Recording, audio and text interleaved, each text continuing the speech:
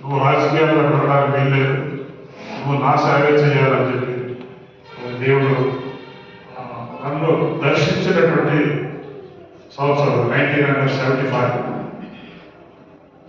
ఆ తర్వాత మరి గత 40 ఏళ్లలో దేవుని యొక్క పరిచర్య చేస్తూ కొంతకాలం మరి ఒక ఇంగ్లీష్ జర్నలిస్ట్గా కూడా నేను అనేకమైన papers, the Hindu, Indian express, times of India, business standard and so on, వాటిలో కూడా నేను చేసి మరి మా ఉద్యోగం ద్వారా కూడా అనేక దేవుని పరిచయం చేయడం జరిగింది.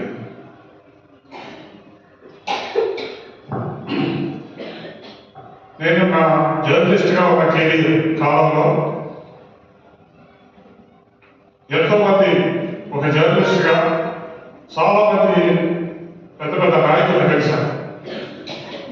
రాజీవ్ గాంధీ దగ్గర నుంచి prime minister Rajiv Gandhi, AB Vajpayee, PV Narasimha Rao, ఇతర జాతీయ, స్థానిక మరి ఎంతో మంది నేను కలిశాను. మదర్ తెరీసా కలిశాను.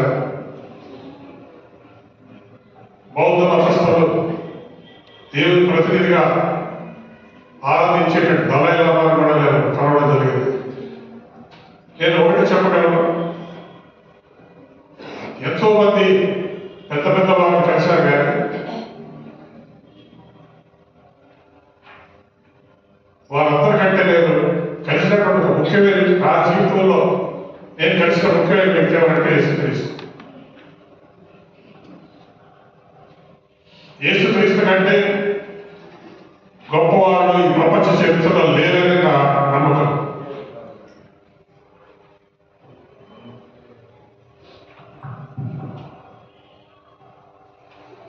యేసుక్రీస్తుతో మనం ఈ క్రిస్మస్ కాలంలో మనం ఉంటున్నాము. కాబట్టి క్రిస్మస్ యొక్క the very festival of Christmas దేని మీద ఫోకస్ అంటే యేసుక్రీస్తు మీద ఫోకస్. కాబట్టి యేసుక్రీస్తు కంటే గొప్ప పర్సనాలిటీ ప్రపంచంలో లేదు, గొప్ప దేవుడు కూడా లేదు. దేవుడు నిలబడే వాళ్ళు ఎంతో మంది ఉండొచ్చు, కానీ యేసుక్రీస్తు లాంటి మహాదేవుడు ఎక్కడ లేదు. నేను ఒక బుక్ కూడా రచించాను, పబ్లికేషన్ రెడీగా ఉంది. దాని పేరు మ్యాన్ ఆఫ్ ద ఏజెస్. యుగాలు చాలా యుగ పురుషుడు, the man of the ages. ఆ పుస్తకంలో ఇదే లేదు. యేసుక్రీస్తు ఇస్ ద ఇన్కంపారబుల్ గాడ్. ఎవరితో పోల్చలేనటువంటి దేవుడే. ఆయనలో ఉన్నటువంటి ముఖ్యమైన గుణలక్షణాలు ఇవన్నీ కూడా యేసుక్రీస్తు యొక్క గొప్పతనాన్ని వారి సాగడానికి రాసినటువంటి పుస్తకం. యేసుక్రీస్తు లాంటి దైవం, పరిశుద్ధమైన దేవుడు ఎక్కడ లేడు, రక్షకుడు ఎక్కడ లేడు. నేను కొంతకాలం క్రితం TV9 ఛానల్ వారు యేసుక్రీస్తు మీద ఒక క్రిస్మస్ సందర్భంగా ఒక ½ గంట మ్యాగజైన్ స్టోరీ అన్నారు. దాన్ని టెలికాస్ట్ చేశారు. నేను అది చూడడం జరిగింది. అందులో వారు కూడా TV9 వారు ఏం చెప్పారంటే, యేసుక్రీస్తుతో సమానమైన దేవుడు ప్రపంచంలో లేడు. ప్రపంచంలో అత్యధికమైన దేశాలలో పూజించబడుతున్నటువంటి ఏకైక దేవుడు. అలాగే the Bible, the holy Bible is the largest circulated book in the world. ప్రపంచంలో the majority of the people చదివినటువంటి ఏకైక పుస్తకం ఏదైనా ఉందంటే ద హోలీ బైబుల్. ఆ రకంగా మరి మీకు అందరికీ తెలుసు, ఈ ప్రపంచంలో ఈ గ్లోబ్లో 250 దేశాలు ఉన్నాయి. 250 దేశాల్లో 175 కంట్రీస్ అన్ని క్రిస్టియన్ కంట్రీస్. 250 దేశాల్లో 175 కంట్రీస్ క్రిస్టియన్ కంట్రీస్. కానీ యేసుక్రీస్తు యొక్క పేరు వినపడని దేశం లేదు, యేసుక్రీస్తు యొక్క సంఘము లేని దేశం లేదు, బైబిల్ సర్క్యులేట్ అవ్వనటువంటి దేశం లేదు.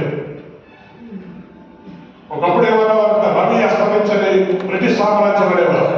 ఇది రవి అస్తమించని యేసుక్రీస్తు సామ్రాజ్యం.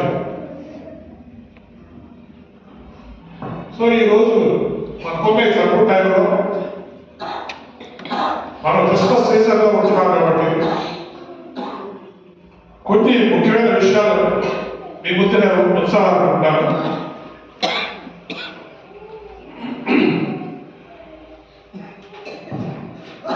The symbols of Christmas and the symbols of Christianity అనే దీని మీద మీ ముందు క్రిస్మస్ యొక్క సింబల్స్ ఏమిటంటే ఈస్టర్ స్టార్, తూర్పు తార. రెండోది దేవదూతలు కనబడి క్యారల్స్, ప్రపంచంలో క్యారల్స్ అన్నిటికీ ఆధారమైనటువంటి లూకా సువార్త 2:7 ప్రజలందరికీ కలుగు మహాసంతోషకరమైన వర్తమానం అనేది క్రిస్మస్ క్యారల్స్ కి ఆధారంగా ఉంటుంది. రెండు. మూడవది క్రిస్మస్ ట్రీ, క్రిస్మస్ చెట్టు. నాలుగవది శాంటా క్లాస్, క్రిస్మస్ తాత. ఇవి క్రిస్మస్ సింబల్స్. కానీ క్రిస్టియానిటీకి సింబల్స్ ఈ నాలుగుతో పాటు ఐదోది యేసుక్రీస్తు యొక్క శిలువ 5. నంబర్ 6 యేసుక్రీస్తు యొక్క సంఘం. నంబర్ 7 22 ఖాళీ అయిన సమాధి. 7 కూడా క్రిస్టియానిటీకి, క్రిస్మస్ కి ముఖ్యమైనటువంటి సింబల్స్ గా ఉంటున్నాయి. మత్తయి సువార్త 1:17 వచ్చిన మనం చూసి ఒక్కసారి ఎవరైనా తీస్తే చదవండి. మత్తయి ఓకే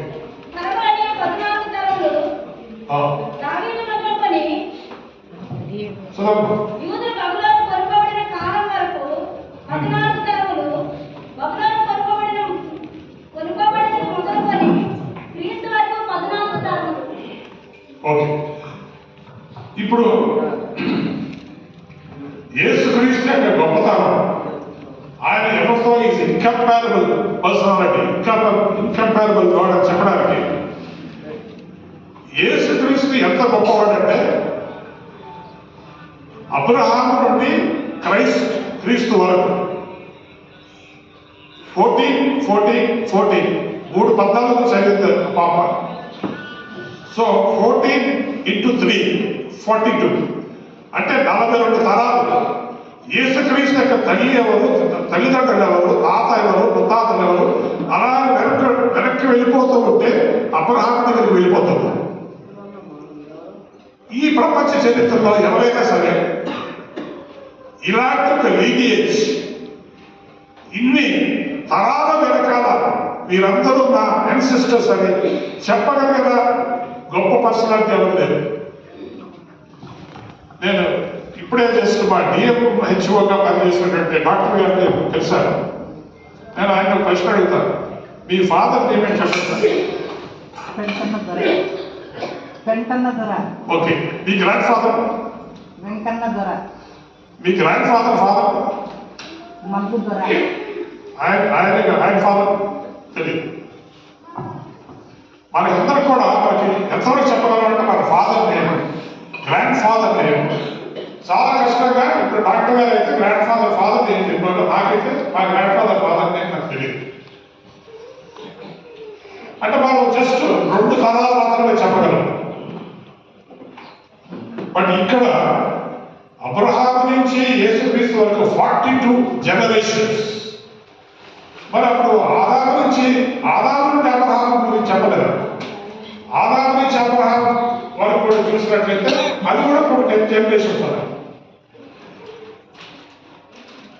ఎలా చూసుకున్నా యాడమ్ టు క్రైస్ట్ 42 + 10 whatever అంటే 52-54 జనరేషన్స్ ఉన్నాయి.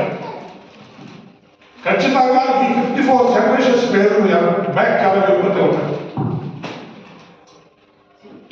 ఈ ప్రపంచంలో గొప్ప వ్యక్తులు ఎవరైనా, లేకపోతే దేవుళ్ళుగా ఆరాధించబడే వారు ఎవరైనా సరే వారు కూడా చెప్పగలరా?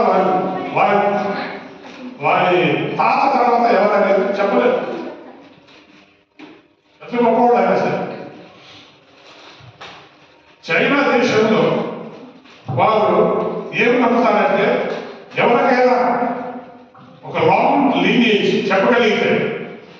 గొప్ప వ్యక్తి యొక్క బ్యాక్గ్రౌండ్ ఇన్ని జనరేషన్స్ చెప్పగలిగితే వాళ్ళు చాలా గొప్ప వాళ్ళని పెడతారు. ఒక చైనీస్ ఆయన మంచి ఎడ్యుకేటెడ్ ఫిలాసఫర్, ఆయన for the first time Bible చదివాడు. జెనసిస్ చదివాడు, మత్తయి సువార్త చదివాడు. చదివితే చాలా ఆశ్చర్యపోయాడు. ఇదేంటిది, యేసుక్రీస్తు గురించి 42 జనరేషన్స్ వెనక్కి చెప్తున్నారు అందరి పేరు. అసలు ఈయనకంటే గొప్పవాడైతే ప్రపంచంలో ఎవరు ఉంటారు? చాలా గొప్ప నాయకుడు అనుకున్న కార్ల్ మార్క్స్, మార్క్సిజానికి ఫౌండర్, లేకపోతే జోసెఫ్ స్టాలిన్, వీరందరూ కూడా వారి తండ్రి తాత ముత్తాత పేరు కూడా చెప్పలేదాడు. మరి అప్పుడు కార్ల్ మార్క్స్కి ఆ ఘనత లేనప్పుడు యేసుక్రీస్తుకి అంత ఘనత ఉందంటే ఆయనే నిజంగా దేవుడే ఉంటాడు, ఆయనే గొప్పవాడు ఉంటాడని ఆయన నమ్మిన కమ్యూనిస్ట్ సిద్ధాంతాలను పక్కన పడేసి యేసుక్రీస్తు అని ఆయన ఫాలో అవడం మొదలుపెట్టాడు. నీకు ఎవరు సపోర్ట్ కూడా పట్టాలనిపిస్తున్నారు?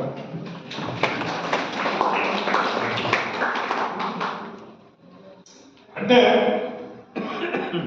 కొంతమంది ఈ లీనియేజ్ వెనక ఉన్నటువంటి తరాలు చెబితే వారు చాలా గొప్పవాడు అనుకుంటారు. కాబట్టి Jesus Christ is not logging behind anything or anyone. ఆయన దేంట్లో వెనుకంజ లేదు, దేంట్లో వెనకబడలేదు, ఆయన తర్వాతే సర్వం. సో ఈరోజు మనం ముఖ్యంగా మనం ఇది తెలుసుకోవాలి, యేసుక్రీస్తుకి అంత గొప్ప బ్యాక్గ్రౌండ్ ఉందని. ఆడమ్ నుంచి అంటిల్ క్రైస్ట్ వారి తల్లిదండ్రులు ఎవరో, తాతలు ఎవరో, ముత్తాతలు ఎవరో చెప్పగలిగినటువంటి గ్రేట్ హిస్టరీ ఇది ప్రపంచంలో ఎవరికి లేదు. అది మనం తెలుసుకోవాలి. రెండోది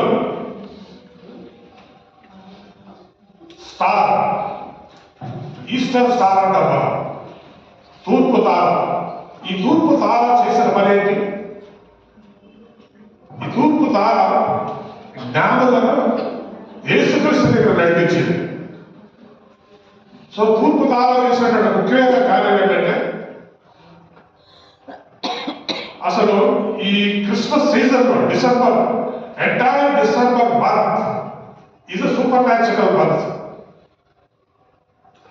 ఎందుకంటే సూపర్ న్యాచురల్ మంత్ ఎందుకంటే సెలెస్టియల్ బీయింగ్స్ అంటే పై నుంచి వచ్చినటువంటి వారు ఏంజల్స్ 9 సందర్భాల్లో దగ్గర 9 ఏంజలిక్ విజిటేషన్స్ క్రిస్మస్ టైంలో, క్రిస్మస్ ముందుగా 9 సందర్భాల్లో దేవదూతలు ఒకరి ఇద్దరు కాదు వందల మంది వచ్చి మరి కనపడి దర్శనమిచ్చి వెళ్ళినటువంటి సందర్భాలు. So entire December is full of angel visitations. దేవదూతలు భూమిని సందర్శించిన సందర్భాలు 9 సార్లు. అది 10th సైన్ ఏంటంటే ఈస్టర్ స్టార్, తర్వాత తార కనపడటం. అది కూడా సెలెస్టియల్ సింబల్. పరలోకం నుంచి మనకు చూపించినటువంటి ఒక ముఖ్యమైనటువంటి గుర్తు సింబల్, అది సెలెస్టియల్ సింబల్. మరి ఆ తూర్పు తార జ్ఞానులు, wise men from the east, అంటే మన ఈస్టర్న్ కంట్రీస్ అంటే మన భారతదేశం కానీ, మరి చైనా కానీ, జపాన్ కానీ, ఈ ప్రదేశాల నుంచి మరి వచ్చినటువంటి జ్ఞానులు, ఇంటలెక్చువల్స్, వైస్ పీపుల్, వాళ్ళు చదువుకున్న వాళ్ళు, ఫిలాసఫీ, ఆస్ట్రానమీ వాళ్ళు తెలిసిన వాళ్ళు. సో వారిని దేవుడి దగ్గరికి నడిపించింది. ఈ యేసుక్రీస్తు పుట్టుక సందర్భంగా all categories of people, educated people, intellectual people, wise men, సామాన్యులు, గొల్లలు, ఇవి కూడా ఆల్ కైండ్స్ ఆఫ్ పీపుల్ వారికి యేసుక్రీస్తు ఒక రక్షకుడు కావాలనేటువంటి ఒక అవసరత కలిగింది వాళ్ళని. అందుకని ఈ ప్రపంచంలో ఎవరు ఎంత గొప్పవాడైనా, ఎంత చదువుకున్నా, ఎవ్రీబడి నీడ్స్ జీసస్. యేసు కావాలి, యేసు లేకపోతే వాళ్ళకి నిత్య జీవితమే లేదు. There is no eternal life without Jesus అని మనం గుర్తుపెట్టుకోవాలి. సో ఈ రోజు మనం ఈ symbols of Christmas and Christianity చూసి మనం ఏం నేర్చుకుంటున్నాం? మొట్టమొదటి సింబల్ ఏంటంటే ఈస్టర్ స్టార్. ఇప్పుడు ఈస్టర్ స్టార్ తూర్పు తార వెనకాల ఒక సందేశం. ఆ సందేశం ఏంటంటే మనము కూడా తూర్పు తారలాగా అనేకులకు దేవుని దగ్గరికి నడిపించాలని. క్రైస్తవులుగా దేవుని బిడ్డలుగా పిలువబడిన ప్రతి వారు we are all suppose to be stars of God. మనందరూ తారలు. మనం అనుకుంటా తారలు అంటే సినిమా యాక్టర్స్ అనుకుంటాం. వారు కాదు, నిజమైన తారలు. దేవునికి వెలుగు కలిగిన వారు, ఆ వెలుగుని ఇతరులకు ప్రసరింపజేసేవారు వీఆర్ రియల్ స్టార్స్. అందుకే యేసు ప్రభువు అన్నాడు, you are the light of the world. మీరు లోకానికి వెలుగై ఉన్నారు. ఆ తారలు అని పిలువబడుతున్న వారు వెలుగులేదు. వారు లోకానికి చీకటి పంచుతున్నారు. సో రియల్ స్టార్స్ ఎవరంటే దేవుని నమ్మినటువంటి, యేసు ప్రభువును నమ్మినటువంటి మనమే వీఆర్ రియల్ స్టార్స్. సో మనం ఏం చేయాలంటే అనేకంలో దేవుని దగ్గర నడపాలి. We are suppose to lead people to Christ. ఇది మనకు ముఖ్యమైనటువంటి సింబల్. ప్రతి సింబల్ వెనకాల దేవుడు మనకు ఒక సందేశం ఇచ్చాడు. రెండోది క్యారల్స్. ఇప్పుడు మనకి బైబిల్లో స్టార్ ఉంది, క్యారల్స్ ఉన్నాయి. క్యారల్స్ లూకాసు 2 ఇప్పుడే చదివారు. ఇదిగో ప్రజలందరికీ కలగబోవు మహా సంతోషకరమైన సువార్తమానం నేను మీకు తెలియజేస్తున్నాను. దావీదు పట్టణమందు నేడు మీకోసం రక్షకుడు పుట్టి ఉన్నాడు, ఆయన ప్రభువు అయిన క్రీస్తు. That's a declaration and announcement from the angels. దేవదూతలు గొప్ప ప్రకటన, మహాప్రకటన చేస్తున్నారు. సో క్యారల్స్ ద్వారా మనం నేర్చుకునేది ఏంటంటే మామూలు టైంలో కానీ క్రిస్మస్ టైంలో కానీ లోకానికి రక్షకుడు పుట్టాడు అనేటువంటి అనౌన్స్మెంట్ మనం చేయవలసి ఉంటుంది. క్యారల్స్ ద్వారా మనం ఆ పని చేయాలి. ఈ కాలంలో ఎక్కువ అవకాశాలు, ఆపర్చునిటీస్. ఎప్పుడు దేవుడి మాటలు వినని వారు, ఎప్పుడు దేవుడి సువార్త ఇష్టం లేని వారు క్రిస్మస్ టైంలో వారిని మీరు ఇంటికి పిలిచి, అన్యులు ఇంటికి పిలిచి ఒక కేక్ పెట్టి, ఒక ట్రాక్ట్ ఇచ్చి, లేకపోతే యేసుక్రీస్తు రక్షకుడని మీరు ఒక మాట చెప్తే వింటారు. మిగతా టైంలో వినని వారు. అందుకనే క్రిస్మస్ సీజన్ అనేది it should be the most evangelical time. Evangelism చేసేటువంటి టైం, ఇతరులకు సువార్త చెప్పేటువంటి గొప్ప అవకాశం. దేవదూతలు పలికినట్టుగా మనం కూడా ఆ సువార్తను ఇతరులకు అందజేయాలి. మూడోది క్రిస్మస్ ట్రీ. క్రిస్మస్ ట్రీ మనకు బైబిల్లో స్టార్ ఉంది, క్యారల్స్ ఉన్నాయి, కానీ క్రిస్మస్ చెట్టు లేదు. చెట్టు లేదు కానీ చాలా గొప్ప సాంప్రదాయం అది. ఇప్పుడు క్రిస్మస్ ట్రీ అసలు ఈ సాంప్రదాయం ఎలా వచ్చిందంటే జర్మనీ వారు మొదలుపెట్టారు. జర్మనీలో ఈ సాంప్రదాయం వచ్చింది. ఆ సాంప్రదాయం వెనకాల, ఆ ట్రెడిషన్ వెనకాల ఒక బలమైనటువంటి ఆధారాలు ఉంటాయి. ఏంటంటే జర్మనీ వాళ్ళు ఏమనుకుంటారంటే ఆది కాండంలో ఏదైనా చోట్ల 2 వృక్షాలు ఉన్నాయి. వన్ ఈజ్ మంచి చెడులు తెలిపేటట్టు ఒక వృక్షాలు. రెండోది గట్టిగా చెప్పండి, జీవవృక్షం కదా, జీవవృక్షం. సో మంచి చెడులు తెలిపైతే అది తినదంటే తిన్నారు. వాళ్ళు ఏమనుకున్నారంటే జర్మనీ వారు, మన పూర్వీకులు దేవుడు చెప్పిన మాట చేయకుండా ఏ పండు తినకూడదో ఆ పండే తిన్నారు కాబట్టి ఈ రోజు మన బతుకులకు అయిపోయింది, నరకమాలు అయిపోయింది. కానీ మరొక చెట్టు ఉంది, ఆ చెట్టు జీవం ఇచ్చే చెట్టు, జీవవృక్ష ఫలాలు ఇచ్చే చెట్టు. ఇప్పుడు మనము మన క్రిస్మస్ టైంలో మన ఇళ్లలో మనము ఆ జీవ చెట్టును మనం పెట్టుకుందాం. ఎందుకంటే జీవవృక్షం, జీవాన్నిచ్చే, శాశ్వత జీవాన్నిచ్చేది ఎవరు? యేసుక్రీస్తు. యేసుక్రీస్తు శాశ్వత జీవాన్ని ఇస్తాడు. కాబట్టి ఈ జీవవృక్ష ఫలం అని చెప్పబడే చెట్టే యేసుక్రీస్తు. కాబట్టి ఆ చెట్టు మనం పెట్టుకుంటే ఆ జీవవృక్ష ఫలాన్ని మనం ఆహ్వానించినట్టు, అంటే యేసుక్రీస్తు మనం ఆహ్వానించినట్టు. Because Jesus Christ gives eternal life. శాశ్వత జీవం ఇచ్చేవాడు యేసుక్రీస్తు. కాబట్టి మనలో చాలా మంది విషయం తెలియకపోవచ్చు. మనం చెట్టు పెట్టుకుంటాం, ఎందుకు పెట్టుకుంటాం అన్న సాంప్రదాయం జర్మనీ వారు మొదలుపెట్టి అది అక్కడి నుంచి అమెరికాకు పాటించిన సాంప్రదాయం, అక్కడి నుంచి ప్రపంచ దేశాలన్నింటికి ఈ సాంప్రదాయం పాటింది. కానీ మరి this is the powerful witness. Christmas day అనేది మనకి శాశ్వత జీవితం, ఇంటర్నల్ లైఫ్ ఇచ్చేటువంటి యేసుక్రీస్తుగా మనం చెప్పుకోవచ్చు. తర్వాత నాలుగోది శాంటా క్లాస్, అంటే క్రిస్మస్ తాత. ఈ క్రిస్మస్ తాత అనేది కూడా మన బైబిల్లో లేదు.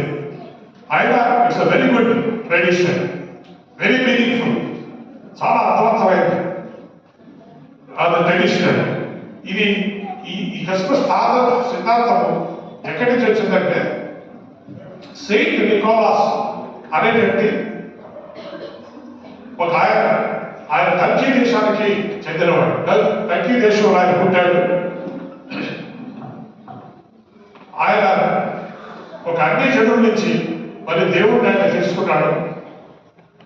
దేవుడిని తెలుసుకొని యేసుక్రీస్తు నమ్మి, యేసుక్రీస్తు చెప్పిన ప్రత్యేక సిద్ధాంతం, every teaching of Jesus Christ ఆయన నమ్మి, మనసారా నమ్మి దాన్ని అమలు చేసేవాడు తన జీవితంలో.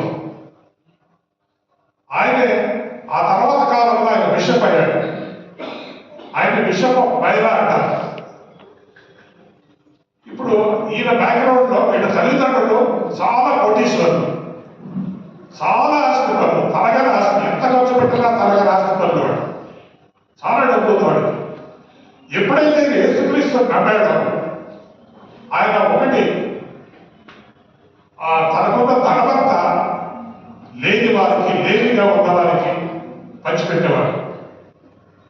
ఆయన ఎంత ప్రాక్టికల్ గా ఉండేవాడంటే పడవ టైంలో ఆ ఊరంతా, ఆ దేశమంతా తిరిగేవాడు. ప్రతిరోజు కొన్ని ప్రాంతాలు తిరిగి ఎవరు పేదవారు, ఎవరు లేనివారు అని గమనించి వారికి నోట్ చేసుకొని రాత్రి పూట వెళ్ళి అక్కడ వాళ్ళకి డబ్బులు కానీ, బంగారం ముద్దలు కానీ, బంగారం ఆర్నమెంట్స్ కానీ వాడు ఇంట్లో పడేసేవాడు. అది వాళ్ళు అమ్ముకొని దానివల్ల బతికి బాగుంటారు కదా. చాలా మందికి అలా చేసేవాడు. అంటే లిటరల్ గా ఈ ఆస్తి ఓరాలి నేను కాదు. మనకు ఒక ఇల్లు, 2 ఇల్లు ఉంటేనే మేము ల్యాండ్ లార్డ్స్ అని మనం చెప్పుకుంటాం. ల్యాండ్ లార్డ్స్, మా పేరులో 2 ఇల్లు ఉన్నాయి. ఆయన అట్లా ఎప్పుడు చెప్పుకోలేదు. ఆ ఆస్తి అంతా ఉన్నదంతా మోస్ట్ ప్రాక్టికల్ వే. క్రైస్తవుడు అనేవాడు ఇతరులకు ఇచ్చేవాడు. Is always a giver. యేసుక్రీస్తు తన జీవితాన్ని ఇచ్చాడు, తన జీవాన్ని ఇచ్చాడు, తన సమస్తం దారిపోసాడు.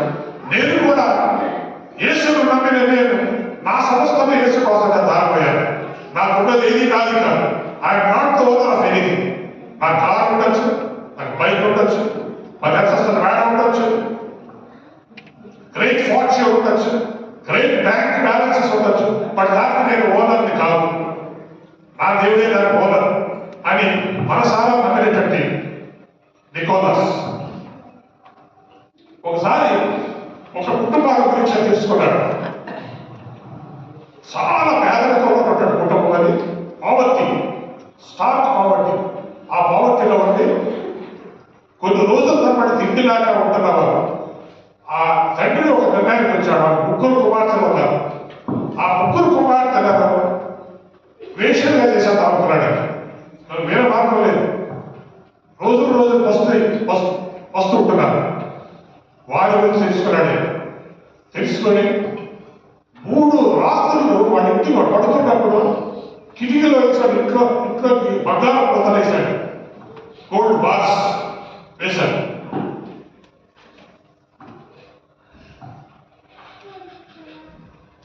నికోలాస్ లేని వారికి ఇచ్చేవాడే కాదు, ఆయనలో గొప్ప ఆత్మీయ వరాలు పరిశుద్ధాత్మ శక్తి పెంపబడినవాడు.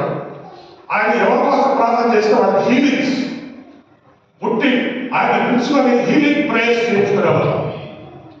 అంతేకాదు యేసుక్రీస్తు ఈ భూలోకంలో ఉన్నప్పుడు ఏమి చేశాడో అవన్నీ కూడా నేను చేస్తానని నాకు కట్టడ కట్టుకున్నాను. ఒకసారి ఆయన పడవ మీద వెళ్తుంటే ఆ పడవలో చాలా మంది ఫారినర్స్ ఉన్నారు, మర్చెంట్స్ ఎవరో ఉన్నారు. చాలా పెద్ద తుఫాను వేగింది.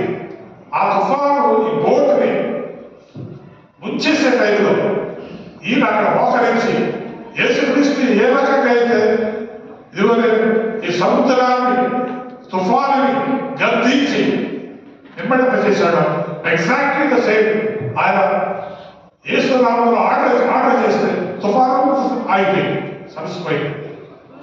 ఆయనతో ట్రావెల్ చేసేటువంటి చాలా మంది విదేశీయులు అది చూసి యేసుక్రీస్తును నమ్ముకొని వారి దేశాలకు యేసుక్రీస్తును మోసుకొని వెళ్ళారు విట్నెసెస్.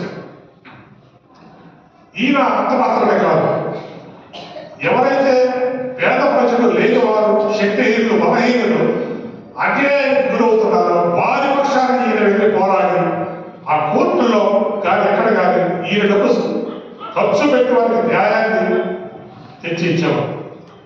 ఇలాగా నికోలాస్ అనేటువంటి ఒక వ్యక్తి యేసుక్రీస్తుని ఆదర్శంగా తాను జీవించడం వల్ల ఎంతో మంది జీవితాల్లో వెలుగులు నింపాడు, చీకటి బ్రతుకుల్లో వెలుగులు నింపాడు. నరక రూపంలో మరి మగ్గిపోతూ అందులో నుంచి బయటికి రాలేటువంటి దుర్భరమైన జీవితాలలో ఆయన వెలుగులు నింపాడు. ఎంతో మంది జీవితాలకు ఒక అర్థాన్ని ఇచ్చాడు, ఎంతో మందికి నిత్య జీవితాన్ని వారిని ప్రసాదించాడు.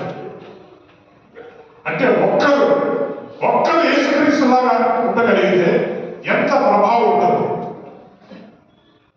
ఆ మాట మనం చెప్పుకోవాలనుకుంటే యేసుక్రీస్తు అనేటువంటి ఈ దైవ కుమారుడు ఓన్లీ వన్ మ్యాన్, అతడు ఒక్కడే ఆయన ఒక్కడు. ఆయన సేవ చేసింది 3.5 సంవత్సరాలు, 3.5 years మినిస్ట్రీ ఒక ప్రభావం ప్రపంచ దేశాల మీద పడింది.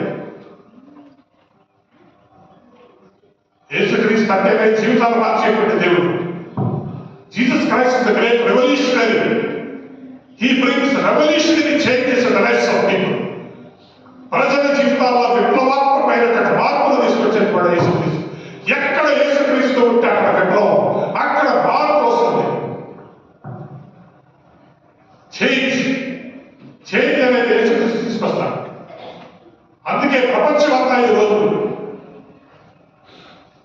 ఎక్కడ యేసుక్రీస్తు పంపితే అక్కడ ప్రపంచంలో అక్కడ మార్పు వచ్చింది, అక్కడ అభివృద్ధి వచ్చింది. యేసుక్రీస్తు ఎక్కడ ఉంటే అక్కడ పవిత్రత ఉంటుంది, పాపం ఉండదు, పరిశుద్ధత ఉంటుంది, అభివృద్ధి ఉంటుంది, ప్రేమ ఉంటుంది, ఇప్పటి వరకు ఉంటుంది.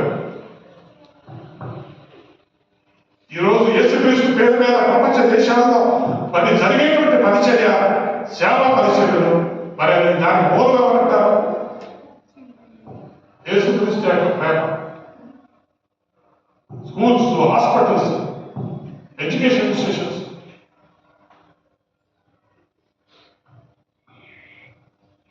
ఆ రకంగా సెయింట్ నికోలాస్ మరి ఆయన ఒక బిషప్ అయ్యాడు. ద కౌన్సిల్ ఆఫ్ నైసియా అనేది మొట్టమొదటి మీటింగ్ జరిగింది ఏంటి ఆ ఫస్ట్ సెంచరీలో. ఆ కాలంలో ఎక్కడెక్కడైతే వేరే దేశాల్లో యేసుక్రీస్తు నమ్మి ఉన్నవారందరూ అక్కడ బిషప్స్, వేరే వేరే దేశాల నుంచి బిషప్స్ అందరూ వచ్చి ఈ నైసియా,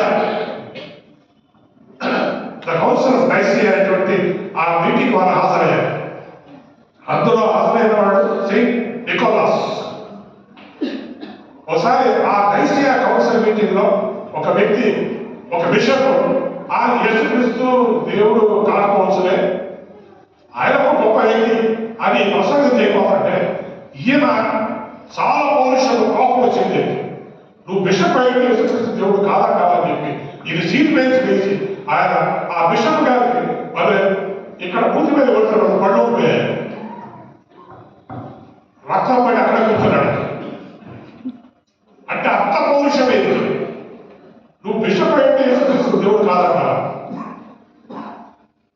అన్ని విధాలుగా మరి దేవుడి కోసం పౌరుషంగా మరి దేవుడి కోసం దేవపడే వ్యక్తి.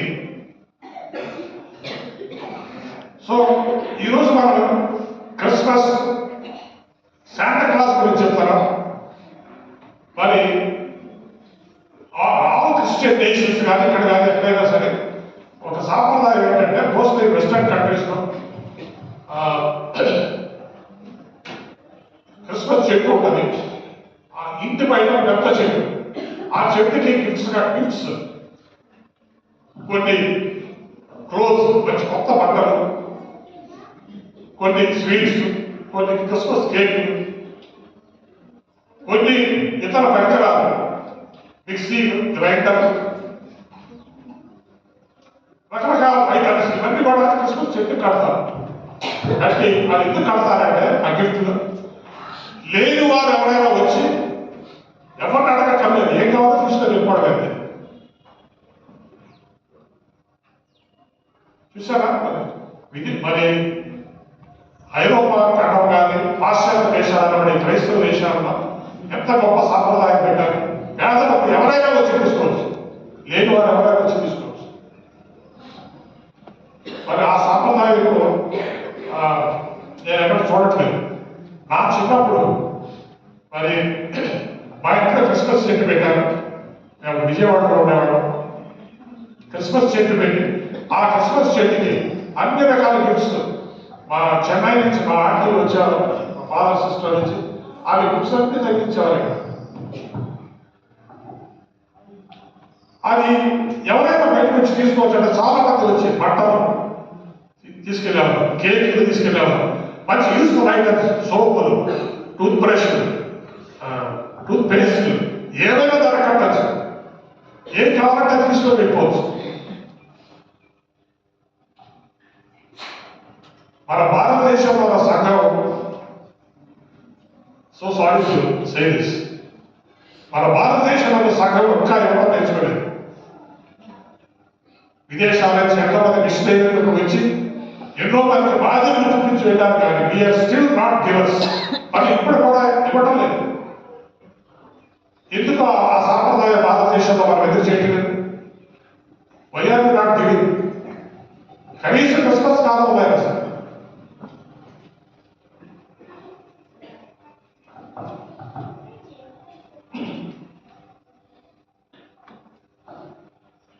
కాబట్టి మనం ఈరోజు ఈ 4 the star, carols, Christmas tree, Santa Claus, వీటన్నిటి ద్వారా మనం నేర్చుకున్నటువంటి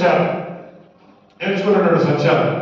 తూర్పు తార అయితే ఇతరులకు దేవుడిలో నడిపించాలని అదొక సందేశం. రెండోది క్యారల్స్, బహిరంగ సువార్త, ప్రపంచానికి సువార్త చాటాలి అనేది సెకండ్ స్థాయి. Again third Christmas tree. Christmas tree అంటే అది నిత్య జీవం ఇచ్చేటువంటి చెట్టు. ఆ చెట్టుకి ప్రేమకు గుర్తుగా, దేవుని ప్రేమకు గుర్తుగా అనేకమైనటువంటి గిఫ్ట్స్ లేని వారికి ఇచ్చేటువంటి విధంగా. అందుకనే శాంటా క్లాస్, క్రిస్మస్ తాత అనేవాడు, అందరికీ గిఫ్ట్స్ ఇచ్చేవాడు. దానికి ప్రేరణ the founder of Santa Claus is Saint Nicholas. ఇవన్నీ మనము చూసినప్పుడు ఈ క్రిస్మస్ కాలంలో మనము ఏ స్టేట్లో ఉన్నాం, ఈ 4 సింబల్స్కి మనకి ఏమైనా సంబంధం ఉందా? ఈ 4 సింబల్స్కి మనకి మీకు ఏమైనా సంబంధం ఉందా? స్టార్కి మీకు ఏం సంబంధం? తూర్పు తారకి మీకు ఏమైనా సంబంధం ఉందా లేదా? తూర్పు తారలాగా అనేకం మీరు దేవుడితో కనిపిస్తుంటే ఏదైనా సంబంధం ఉన్నాడు, లేకపోతే లేనట్టే.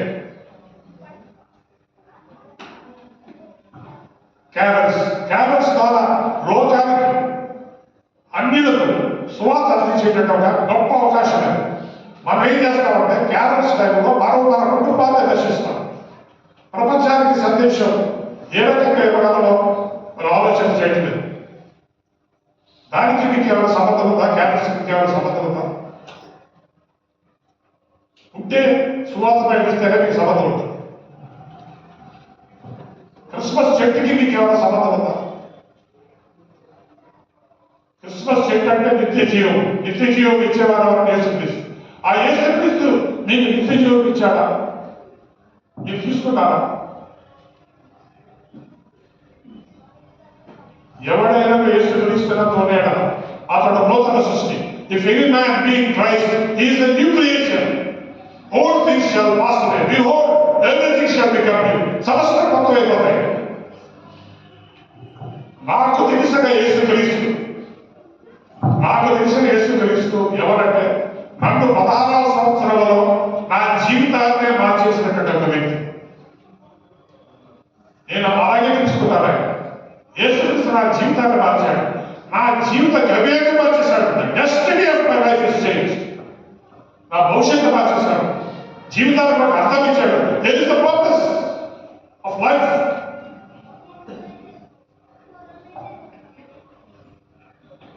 ఆ యేసుక్రీస్తుకి మీకు ఏమైనా సంబంధం ఉందా? Has he given you eternal life? నీకు ఆయన నిత్య జీవం ఇచ్చాడా? నీ పాపాలను ఆయన క్షమించాడా? ఆయన మీ హృదయంలో వచ్చి హృదయం మీద సింహాసనం మీద ఆశీనుడై ఉన్నాడా? యేసుక్రీస్తు నమ్మినంత వరకు మీ జీవితంలో ఏం జరిగింది? ఏమి జరిగింది? యేసుక్రీస్తు నమ్మితే ఇంగ్లీష్ వచ్చింది. యేసుక్రీస్తు నమ్మితే కల్చర్ వచ్చింది. యేసుక్రీస్తు నమ్మితే డెవలప్మెంట్ వచ్చింది. యేసుక్రీస్తు నమ్మితే సమాజంలో ఒక స్టేటస్ వచ్చింది. అంతేనా? యేసుక్రీస్తు నమ్మితే మీ జీవితం మారలేదా? నీ పాపాలు క్షమించలేదా? నీవు యేసుక్రీస్తుకు వెలుగుగా జీవించడం లేదా? Are you not the light of the world? నీవు లోకానికి వెలుగు కాదా? ఈ లోకానికి వెలుగు కాదా? అడుగుతుందా? క్రిస్మస్ చెట్టుకి మీకు ఏమైనా సంబంధం ఉందా? క్రిస్మస్ తాతకి మీకు ఏమైనా సంబంధం ఉందా? క్రిస్మస్ తాత ఏం చేశాడంటే ఉన్నదంతా పేదలకు లేని వారికి సువార్త పడటం కోసం ఆయన దారి పోశాడు. నేను మీ ఆస్తి అవసరాన్ని ఆదేశించి దేవుడు సువార్తకి ఇచ్చేసేయడం నేను అంటలేదు. బట్ మనం ఇచ్చేవారు కాదా? ఆరు గివర్. లోకానికి ఏమిస్తున్నారు? లేని వాటిని గమనిస్తున్నావా? పేదవారికి ఆదరణ చూపిస్తున్నావా? ఈ రోజుల్లో ఆర్థిక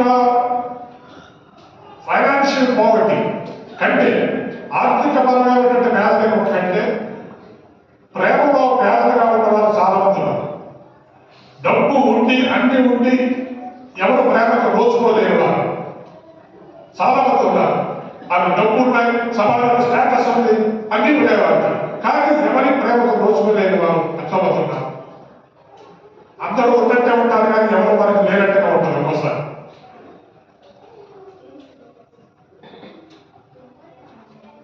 అలాంటి వారికి మనం ప్రేమను పంచేవారుగా, యేసుక్రీస్తు ప్రేమను పంచేవారుగా, యేసుక్రీస్తు ఇంట్రడ్యూస్ చేసేవారుగా, మనకి ఎన్ని ఏమున్నా ఆ జీవితం శూన్యం. ఆ జీవితానికి అర్థమే లేదు. యేసుక్రీస్తు లేని జీవితాలు అర్థం లేదు.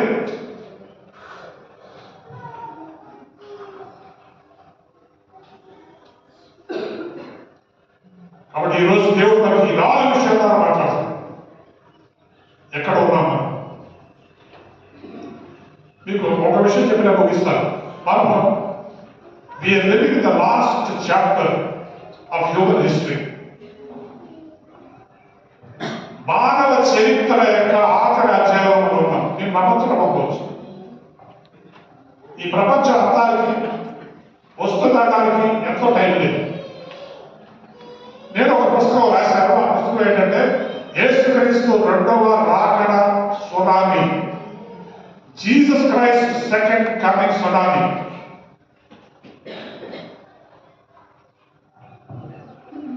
యేసుక్రీస్తు కూడా ఆయన వస్తున్నాడు. ప్రపంచం అంతా బాగుంది, వస్తుంది, టెక్నాలజీ పెరిగిపోతుంది కదా. Robotic technology, AI, artificial intelligence ఏంటి వచ్చేసాయి. మన జీవితం ఏదో తగ్గిపోతుందని నేను అనుకుంటున్నాను. We are coming to the very end. నేను కారులో రంపచోడవరం వస్తుంటే ఒక హాస్పిటల్ అడ్వర్టైజ్మెంట్ చూశాను. హాస్పిటల్ అడ్వర్టైజ్మెంట్ ఏమంటున్నారంటే, మా హాస్పిటల్ ద్వారా వీఆర్ యూజింగ్ రోబోటిక్ టెక్నాలజీ. అంటే పేషెంట్లకు మనుషులు కాదు సేవ అందించేది, రోబోలు అందిస్తారని. అంటే అదొక ఫ్యాన్సీ. అది మనం చాలా అభివృద్ధి చెందామని చెప్పడానికి అదొక గుర్తారు. అంటే దేవుడికి విలువ లేదు, ఈ సమాజంలో దేవుడు అక్కర్లేదంటారు. రెండోది, ఇప్పుడు మనుషులు కూడా అక్కర్లేదు, మనుషులు కూడా అక్కర్లేదు. మరి ఏం కావాలి మనకి మెషిన్స్ కావాలా, రోబోటిక్ టెక్నాలజీ కావాలా. దేవుడు ఎవరో ఒక ముందుకి ఉద్యోగం చేసే భర్త ఆఫీస్ నుంచి ఇంటికి రాగానే ఎప్పుడు భార్య ఒక కాఫీ కప్పుతో ఆయన స్వాగతం ఇస్తుంది. ఇప్పుడు ముందుకి ఆ భార్య బదులు రోబో వచ్చి భర్తకి కాఫీ ఇవ్వబోతుంది అంటున్నారు. ఆకలిస్తే రోబో అయితే కన్నం పెడుతుంది. అంటే ఇది చాలా డెవలప్మెంట్ లో చాలా క్లైమాక్స్ వచ్చేసామని ఈ ప్రపంచం ఆశ్రయిస్తుంది. ఈ మానవ దృష్టిలో దేవుడికి విలువ లేదు, రెండోది మనుషులకు కూడా విలువ లేదు. అనుకుంటున్నారా మీరు మీ జీవితానికి నాకు విలువ ఉందని? మీ జీవితానికి విలువించిన వాడు ఒకరికి చూపించండి. డబ్బు ఉంటే విలువ ఇవ్వడం కాదు, సమాజంలో ఒక స్థానం ఉంటే విలువ ఇవ్వడం కాదు. నిన్ను నిండుగా ప్రేమించేవాడు, నిన్ను నిండుగా నీకు విలువ ఇచ్చేవాడు ఎవరు? ఈ ప్రపంచ దృష్టిలో మనుషులకు విలువ లేదు. కానీ యేసుక్రీస్తు మనిషి అంటే విలువ ఉందని చెప్పడానికి ఆయన మనిషిగా వచ్చాడు. ఆ మనుషుల కోసమే ఆయన సిలువకి ప్రాణం అర్పించాడు. అందుకే యేసు ప్రభు ఒక మాట అంటాడు, what shall it profit a man if he gains the whole world and loses his own soul. ఒక మనిషి లోకమంతా సంపాదించుకొని తన ఆత్మను పోగొట్టుకున్న ఎడల ఏమి ప్రయోజనం? యేసుక్రీస్తు ఒక మనిషి ఆత్మకి, ఒక మనిషి జీవితానికి ఇచ్చిన విలువ ఎవరిచ్చారు? నీ భార్యకి ఇచ్చిందా? నీ భర్తనికి ఇచ్చారా? నీ పిల్లలకి విలువిస్తారా? ఎవరిస్తారా నీకు విలువ? యేసుక్రీస్తు ఇచ్చినట్టు విలువ ఎవరివ్వలేదు. ఆ మనుషులు సర్వనాశనం అవ్వకూడదనే ఆయన శిలువ మరణం పొందాడు. ఆయన వచ్చి క్రిస్మస్ కాలంలో ఎందుకు వచ్చాడంటే, Jesus was born to die for the sins of mankind. He was born to die. మన చాలా ఆఖరి దినాల్లో ఉన్నాము, ప్రపంచ యొక్క ఆఖరి అధ్యాయంలో ఉన్నాము.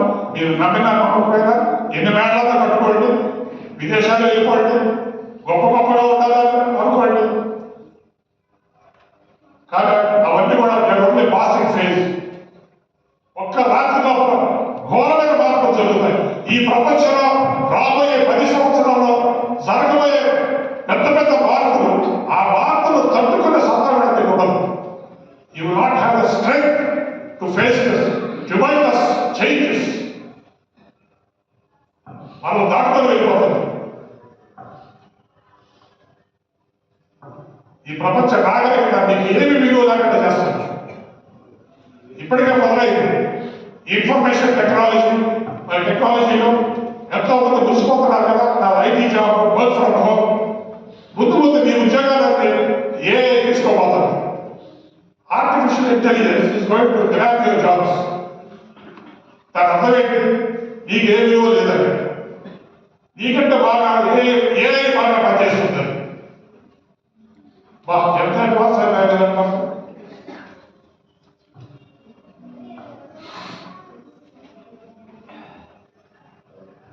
ఈ ప్రపంచ సర్వనాశనానికి వెళ్తాం. ప్రపంచంతో పాటు మనం నాశనం అవ్వకూడదు.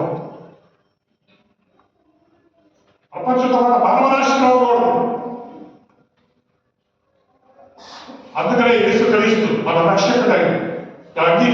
గట్టిగా పట్టుకుందాం. ఆయన మన హృదయాన్ని సింహాసనంలో చేసుకుందాం. ఆయన ఉంటే మనం ఏ విషయంలో భయపడక్కర్లేదు. There is no fear, there is no fear. యేసుక్రీస్తు మనతో ఉంటే మనం ఏ విషయంలో భయపడక్కర్లేదు, ఎవరికి భయపడక్కర్లేదు.